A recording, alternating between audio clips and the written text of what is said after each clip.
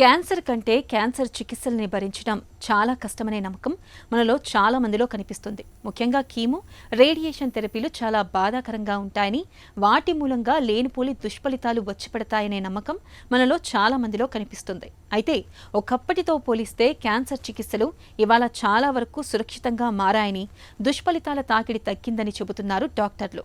Cancer చికిత్సలతో సాధారణంగా కనిపించే దుష్ఫలితాలు, వాటిని అధిగమించేందుకు తీసుకోవాల్సిన జాగ్రత్తల గురించి ఇప్పుడు తెలుసుకుందాం.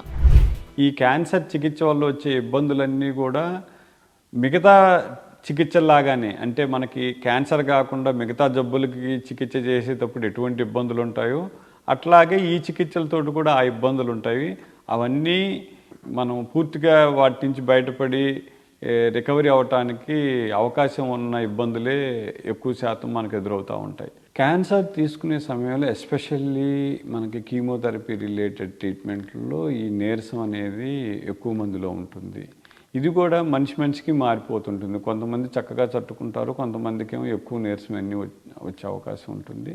ముఖ్యంగా ఏంటంటే ఈ మందులు వాడటంతో పాటు, అంటే డాక్టర్స్ ఆల్రెడీ మనకి ఈ వాంతులు, నీరసం ఇలాంటివి రాకుండా ఉండటానికి కొన్ని మందులు వారు ఇవ్వటం జరుగుతుంది.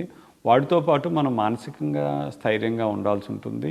కొంత యోగా కానీ లేకపోతే ప్రాణాయామం లాంటివి చేసి కొంచెం మనం మైండ్ని డైవర్ట్ చేసుకోవాల్సి ఉంటుంది. అట్లాగే ఆ శారీరకంగా మనకి వచ్చే ఇబ్బందిని, ఈ నిస్సత్తుని అధిగమించాలి అంటే ఇప్పుడు వీరికి ఆహారం ఆరోగ్యంగా ఉన్న వాళ్ళలాగా ఒకేసారి ఎక్కువ మోతాదులో ఆహారం తీసుకోలేని పరిస్థితి ఉంటుంది. సో అందుకని వీళ్ళు ఏంటంటే చిన్న చిన్న క్వాంటిటీ, అంటే కొద్దిగా అయినా సరే తరచుగా తీసుకుని ఎనర్జీని మనం ఉండేటట్టుగా చూసుకొని సమతుల్యమైన ఆహారం మొత్తం అన్నీ ప్రోటీను, గ్లూకోజు అన్నీ, ఫ్యాట్ అన్నీ సమతుల్యంగా వచ్చేటట్టు ఆహారం తీసుకుంటే కనుక మనం ఈ పరిస్థితులన్నింటినీ అధిగమించడానికి అవకాశం ఉంటుంది.